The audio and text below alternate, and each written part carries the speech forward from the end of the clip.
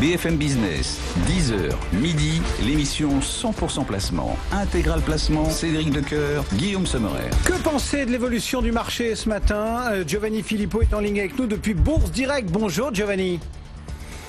Bonjour messieurs, bonjour tout le monde. Bon, 0,8-0,9% de baisse, 4460 points, mais surtout des volumes beaucoup plus étoffés que ces derniers jours. Oui, de nervose, comme on dit en italien. Beaucoup de nervosité dans ce marché. On vient de faire un double sommet à 7 séances d'intervalle, puisque lundi dernier, on était à 4555. Là, on a fait un plus haut à 4554. On a eu un retour de bâton assez cinglant, 2,50% quand même de variation par rapport au top de ce matin.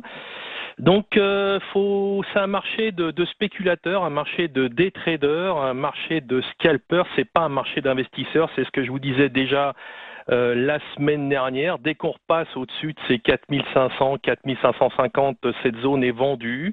D'un autre côté, au niveau du contexte, la situation n'a pas empiré et l'on peut même espérer une amélioration avec une reprise totale d'activité dans les prochaines semaines, mais on ne peut également écarter le risque pandémique, en espérant que rien d'autre ne vienne perturber.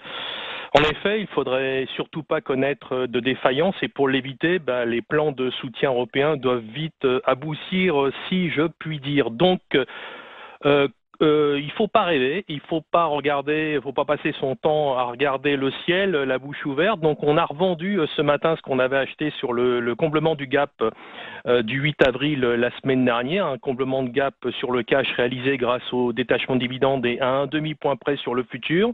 On a laissé un gap horaire le 18 avril là, sur le futur juin à 4291. On a revendu ce matin, on est repassé short, puisque désormais on peut passer short, notamment sur le S&P 500, également long sur l'euro-dollar, parce qu'on pense qu'il y a un potentiel haussier qui n'est pas inintéressant sur l'euro-dollar, au moins pour aller chercher un 10,65 à très court terme.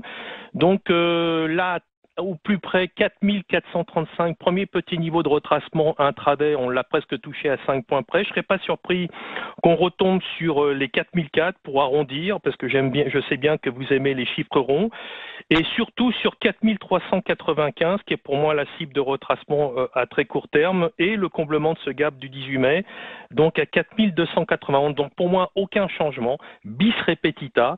On est dans une zone de trading entre 4510 et 4230 et je peux même vous dire, on peut même rajouter plus ou moins 100 points et je pense que ça va rester au moins en place jusqu'à début juin, voire fin juin. Merci beaucoup Giovanni. Giovanni Filippo donc depuis Bourse Direct. Et justement, quelle perspective sur les marchés et comment les épargnants, les particuliers